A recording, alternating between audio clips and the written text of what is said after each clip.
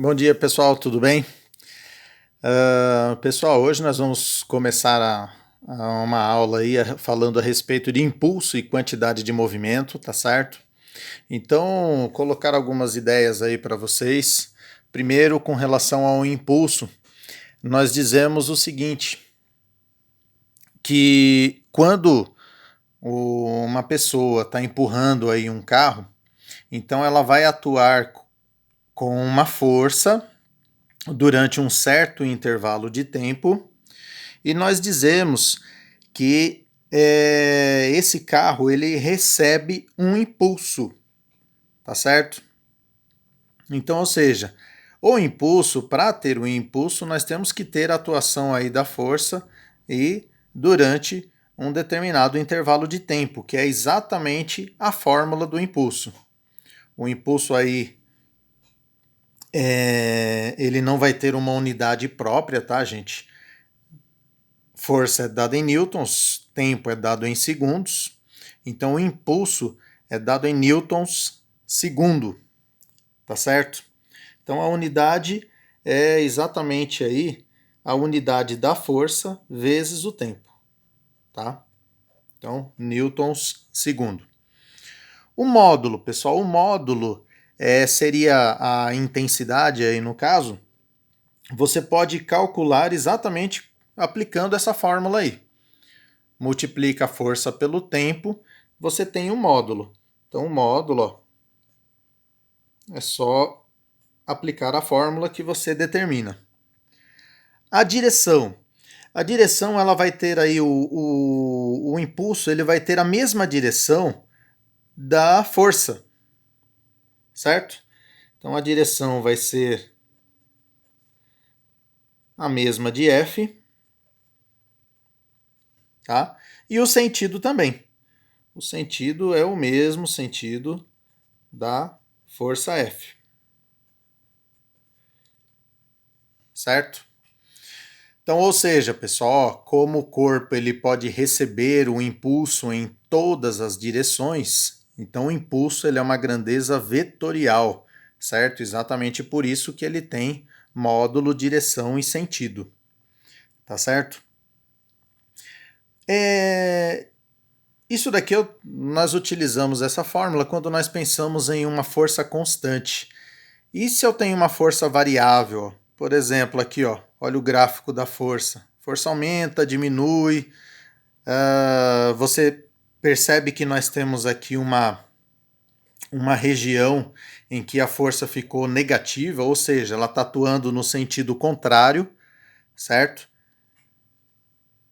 Então, como isso daqui é um gráfico, F vezes T, e a fórmula do impulso é exatamente F vezes T, então, se eu calcular a área dessa região, eu vou ter aí o cálculo do impulso. Então, ó, calcula essa área A1, calcula essa área A2, tá? E aí você faz uma área menos a outra. Por que eu tenho que fazer menos, tá, gente? Porque esse impulso aqui, ele está atuando em um sentido e depois vai atuar em outro sentido, tá, gente? Então, por isso que nós temos que subtrair. Acima do eixo, nós consideramos positivo o valor desse impulso. Abaixo do eixo, nós vamos considerar esse impulso negativo. Tá certo? Então, por isso que nós fazemos aí a área do 1 menos a área do 2. Toda vez que vocês tiverem um gráfico força e tempo, e força vezes o tempo, vocês podem calcular a área, tá, gente, da região que vocês vão ter aí o valor do impulso, certo? Às vezes, pessoal, nós temos uma força variável que forma uma determinada área. Se eu tiver um valor de uma força constante que dê a mesma área no mesmo intervalo de tempo, eu vou falar que essa força é a força média dessa situação, tá certo? Então vamos dizer, ó, se a área 1 é igual à área 2, então o impulso da força F variável é igual ao impulso da força F, que seria aí a força média, tá certo? Então, muitas vezes um exercício ele pede para você determinar a força média. Você calcula o impulso com as informações e depois você utiliza esse valor do impulso para calcular o valor de uma força média, né, que seria uma força constante que daria o mesmo impulso aí no mesmo intervalo de tempo. Tá certo? Pessoal, quantidade de movimento. Aqui nós temos aí um corpo que ele tem uma determinada massa com uma certa velocidade. Então nós falamos que esse corpo ele vai adquirir uma quantidade de movimento. Então, por exemplo, tá, gente? Se vocês considerarem um carro e um caminhão que tenham a mesma velocidade, qual deles vai ter aí a maior quantidade de movimento? Tá? O caminhão, por ter mais massa, tá, gente? Ele tem uma quantidade de movimento maior, certo? Exatamente por isso fica mais difícil, por exemplo, para o caminhão frear, para o caminhão retardar o seu movimento, exatamente por causa dessa quantidade de movimento grande que ele tem. Tá certo? Se você pensar dois veículos que têm a mesma massa, só que um deles tem uma velocidade maior do que o outro, então, novamente, aí o que tem a velocidade maior vai ter uma quantidade de movimento maior, certo? Se vocês pensarem aí em termos de desaceleração, o veículo que tem uma velocidade maior, ele demora mais para frear. Por quê? Porque a quantidade de movimento dele é grande, certo? Então, a quantidade de movimento, gente, ela vai relacionar exatamente essas duas grandezas, a massa e a velocidade. Para determinar o módulo, já perceberam aqui, né, a setinha, tá, gente? Ó, quantidade de movimento é uma grandeza vetorial, tá certo? Então, ó, para determinar o módulo, você aplica aí a fórmula. Quantidade de movimento, massa vezes a velocidade. Direção, pessoal. A direção é a mesma da velocidade. Por quê, pessoal? Porque massa é uma grandeza escalar. Tá? Então eu tenho duas grandezas vetoriais aqui na fórmula. Então, consequentemente, elas têm que ter aí a mesma direção. Tá? Então, direção é a mesma da velocidade. Sentido, pessoal, também o mesmo.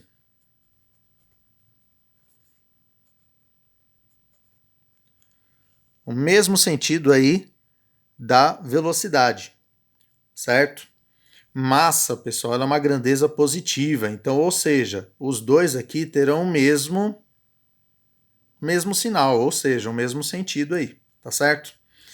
Unidade, pessoal, assim como o impulso, a quantidade de movimento, ela também não tem aí uma unidade própria, tá? Então ela vai simplesmente pegar as duas unidades daqui, ó, quilo, metro por segundo, certo? Essa aí que é a unidade de quantidade de movimento do sistema internacional, tá certo? Quando nós temos vários corpos, tá, gente? Como aqui, ó, eu tenho um corpo que ele tem uma quantidade de movimento nesse sentido, esse nesse. E aí, se eu quero calcular a quantidade de movimento total do sistema aí, eu teria que somar essas quantidades de movimento, tá? Então a quantidade de movimento total seria igual à somatória dessas quantidades de movimento aí. Tá certo? Então, ou seja, eu teria que fazer somando vetorialmente, tá certo, gente? Ó, é uma soma vetorial.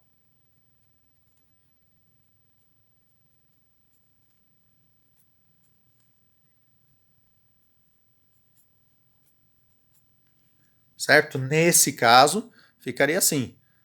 tá? Você somando vetorialmente aí as três quantidades de movimento. Se tivesse mais partículas aí, era só ir somando todas elas, tá certo? Pessoal, teorema do impulso. Teorema do impulso aí é algo muito importante para a gente, muito utilizado, tá, gente? E aí vocês percebem que você tem uma relação muito forte aí entre as fórmulas, né?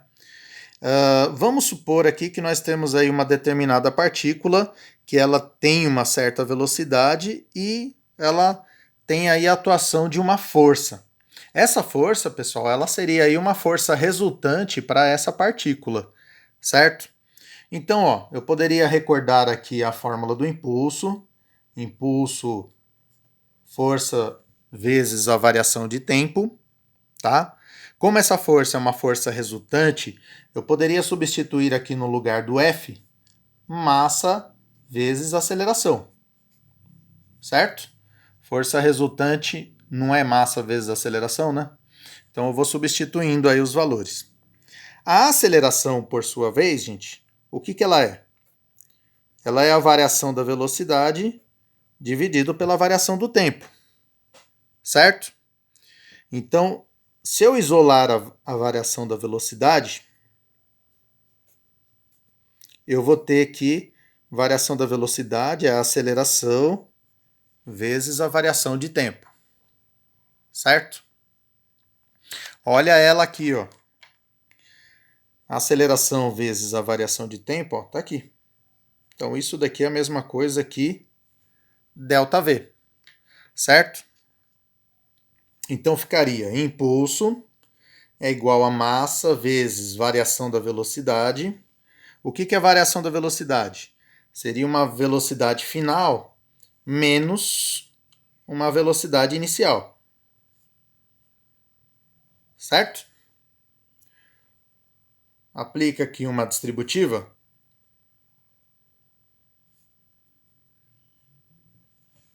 O que é massa vezes velocidade, gente? A gente acabou de ver, né? É a quantidade de movimento.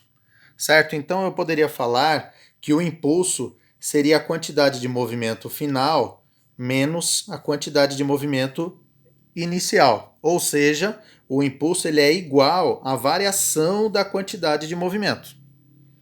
Certo? Isso aí é o teorema do impulso, tá, gente? O impulso ele pode ser determinado com a variação da quantidade de movimento. Tá certo? Se eu tenho, no caso aqui, ó, o impulso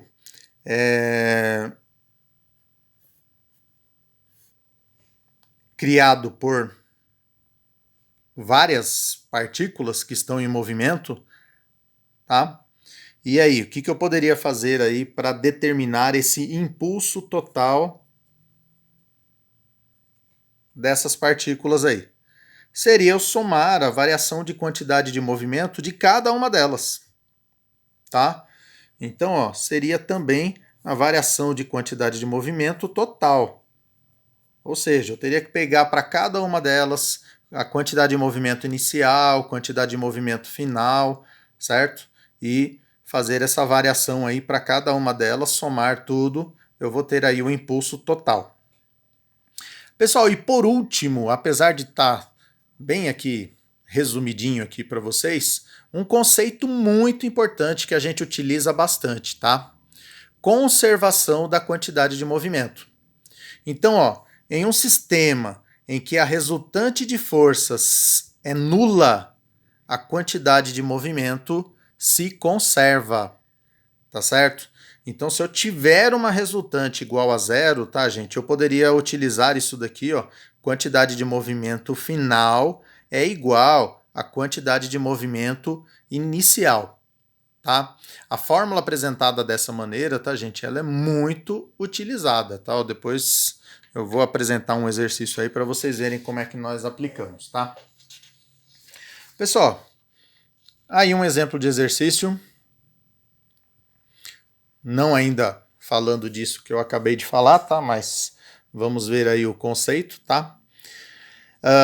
Jet Leve é um equipamento de diversão movido a água. Consiste em um colete conectado a uma mangueira que, por sua vez, está conectado a uma bomba de água que permanece submersa. O aparelho retira a água do mar e a transforma em jatos para a propulsão do piloto, que pode ser elevado até 10 metros de altura. Então, gente, ó, ele vai lançando a água aí, tá? E é lógico que essa água ela vai exercer uma força na superfície e vai dar um impulso aí no corpo da pessoa, que pode erguer até 10 metros de altura aí. E aí a letra A, pessoal, ó, qual é a energia potencial gravitacional em relação à superfície da água de um piloto de 60 quilos? Gente, ó, energia potencial gravitacional, a fórmula aí fica simples, né, gente? Vocês já viram, mgh, certo? Então a massa do piloto 60, gravidade 10, altura 10 metros. Então ele teria uma energia potencial, quando ele estivesse a 10 metros de altura, de 6.000 joules. Tá certo? Aí a letra B. Aí vai complicar um pouquinho mais. Ó. Considere que o volume de água por unidade de tempo que entra na mangueira na superfície da água é o mesmo que sai nos jatos de colete e que a bomba retira a água do mar a uma taxa de 30 litros por segundo. Aqui ele está dando aqui a densidade da água, tá, gente? 1 kg por litro, ou seja, são 30 quilos de água, né, por segundo. Calcule a diferença de velocidade entre a água que passa pela mangueira e a que sai nos jatos quando o colete propulsor estiver mantendo o piloto de massa 60 quilos em repouso. Pessoal, se ele mantém o piloto de 60 quilos em repouso, gente, isso daqui é um dado muito importante aí pra gente. Porque o que acontece? Ó? Se ele vai manter em repouso, então quer dizer que o peso do piloto vai ser equilibrado pela força da água. Tá aqui, essas duas setas aqui, ó, não sei se vocês estão percebendo aqui, tá, gente? Mas, ó, para ter o equilíbrio, então eu teria que ter o peso igual à força da água aí, certo? E aí, pessoal, ó, eu poderia pensar na fórmula do impulso.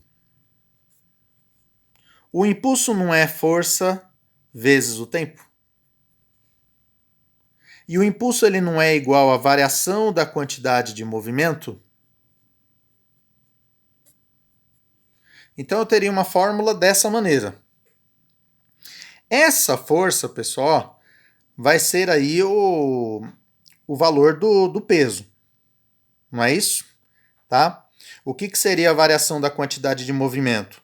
Massa vezes a velocidade. Então seria aí, no caso, a massa de água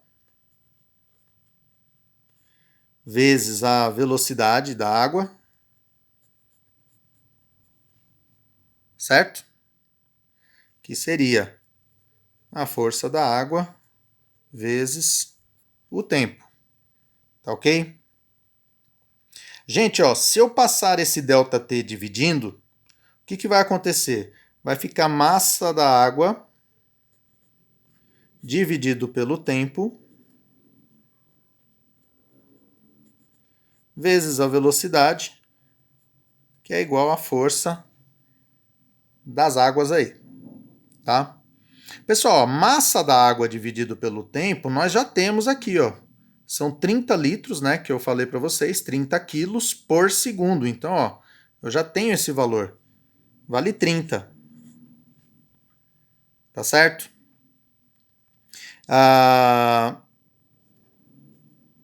Aqui eu vou achar o valor da velocidade, a força da água, eu já falei para vocês, né, gente, que a força da água é igual ao peso.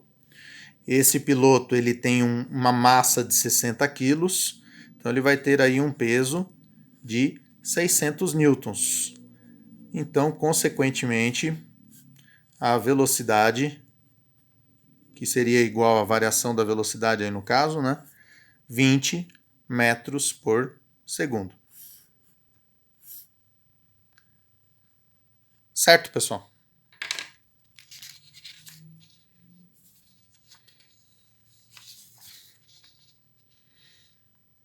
Tá aí. Esses exercícios aí, tá, gente? Apesar de não estar escrito aí, são exercícios aí retirados de vestibular, tá ok? Então, ó, vamos ver esse outro exemplo aí. Uma empresa de demolição utiliza um guindaste extremamente massivo que se mantém em repouso e em equilíbrio estável no solo durante todo o processo. Ao braço superior fixo da treliça do guindaste, ponto O, prende-se um cabo de massa desprezível e inextensível de 10 metros de comprimento. A outra extremidade do cabo é presa a uma bola de 300 kg que parte do repouso com o cabo esticado no ponto A. Então aqui ela está partindo do repouso. Então a velocidade inicial 0 aqui. Tá certo? Sabe-se que a trajetória da bola contida em um plano vertical no ponto A até o ponto B é um arco de circunferência com centro no ponto O. Que o módulo da velocidade da bola no ponto B, imediatamente antes de atingir a altura do prédio, é de 2 metros por segundo. Então aqui, ela chegaria aqui com uma velocidade de 2 metros por segundo. Nós temos aqui um intervalo de tempo que dura esse choque, tá, gente? 2 centésimos de segundo. Depois desse intervalo de tempo, a bola para instantaneamente. Então vamos ver, ela vai... A velocidade final dela aí vai ser 0. Desprezando a resistência do ar, adotando G igual a 10, calcula em newtons a força resultante média que atua na bola no intervalo de tempo de duração do choque. Pessoal, aqui mais uma vez eu posso utilizar aí a fórmula do impulso e utilizando a variação da quantidade de movimento. O impulso seria a força vezes o tempo. E a variação da quantidade de movimento? Massa, velocidade final, massa, velocidade inicial. Tá? Então não se esqueçam, tá, gente, que aqui eu poderia colocar variação da quantidade de movimento, eu poderia colocar força vezes o tempo, tá? Poderia colocar simplesmente mv menos mv0. Essas variações, quando você está fazendo um exercício, depende das informações que você tem aí no problema. Tá? Então, ó, essa bola ela tem uma massa de 300 quilos. A velocidade final dela, gente, seria 0, tá? Só que essa variação aí da velocidade, eu tenho que determinar aí em módulo, tá certo? Então ficaria assim, ó, 300 vezes, põe um módulo, velocidade final, menos a velocidade inicial, que ele falou que vale 2 metros por segundo. E aí é só dividir pelo tempo, ó, que são 2 centésimos de segundo. Eu automaticamente já vou ter aí o valor da força resultante. Então aqui vai dar 600 dividido por 2 centésimos. Isso daqui vai dar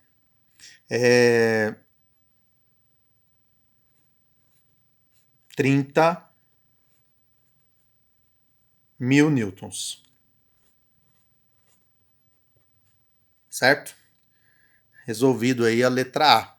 30 mil newtons o valor da força que essa bola aí vai exercer. Tá?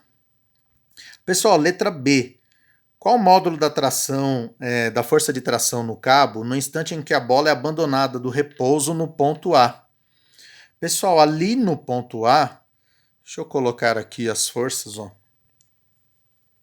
Eu teria o peso aqui para baixo. Esse peso eu poderia fazer uma decomposição dele. Eu poderia colocar aqui, ó, o PY, PX. Esse ângulo θ é o mesmo ângulo aqui, ó.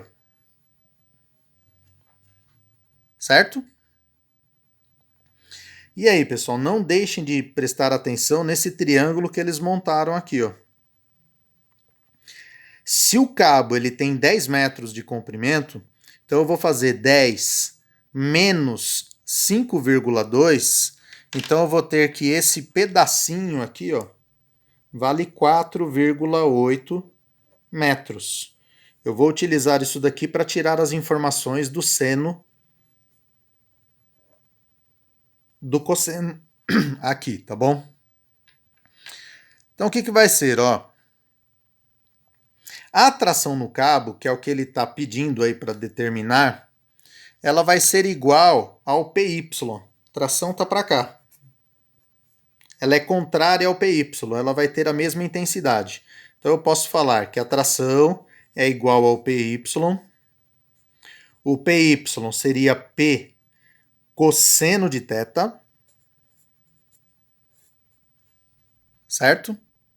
O peso da bola vale 3.000 newtons. E aí o cosseno, pessoal, eu vou tirar aqui desse triângulo. Cosseno seria o cateto adjacente dividido pela hipotenusa. Então seria 4,8 dividido por 10. Certo? Então a tração aí vai dar 1.440 newtons.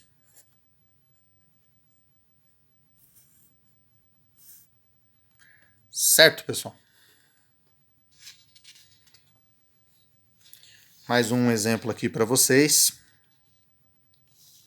Esse exemplo aqui também, tá, gente? Exercício do... Esse daqui é um exercício da Unesp, tá?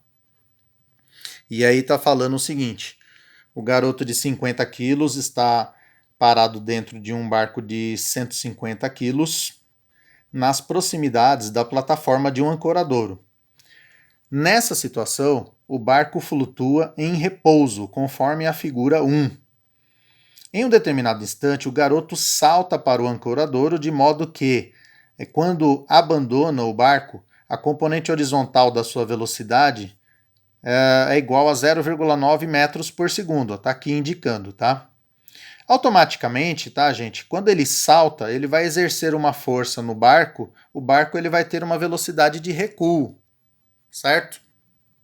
Então, ó, sabendo que a densidade da água é igual a 10 à terceira, adotando gravidade 10 e desprezando a resistência da água, calcule o volume de água em metros cúbicos que a parte submersa do barco desloca quando o garoto está em repouso dentro dele antes de saltar para o ancoradouro, e o módulo dessa velocidade de recuo.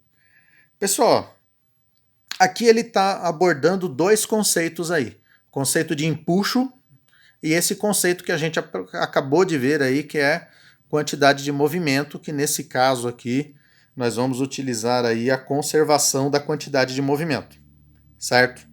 Então, ó, primeiro, pessoal,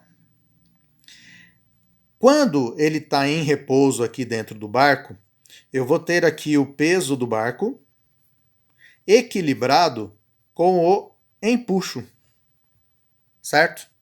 Então, eu vou... o que ele está querendo saber é o volume submerso, né? Então, eu vou colocar aí, ó, empuxo é igual ao peso. O que é o empuxo? Empuxo seria a densidade da água, né? Gravidade e o volume submerso. E o peso, massa vezes a gravidade, tá?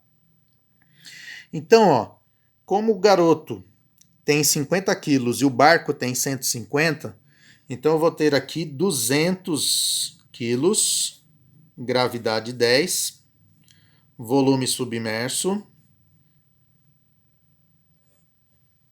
gravidade 10 também, tá? Pode cancelar, né? Densidade da água, pessoal, 10 à terceira. 1.000 quilos por metro cúbico. Então, ó, cancela aqui. Então, o volume submerso seria igual a 0,2 metros cúbicos do conjunto aí, estaria embaixo da água, tá? Coloquei letra A, mas nem tem letra A e letra B, né, gente? São duas perguntas, tá? Eu vou colocar como se fosse A e B, tá? Uma pergunta A, ele queria saber o volume submerso, e agora a pergunta B, qual que é a velocidade de recuo. Essa velocidade de recuo, gente, eu posso utilizar a conservação da quantidade de movimento.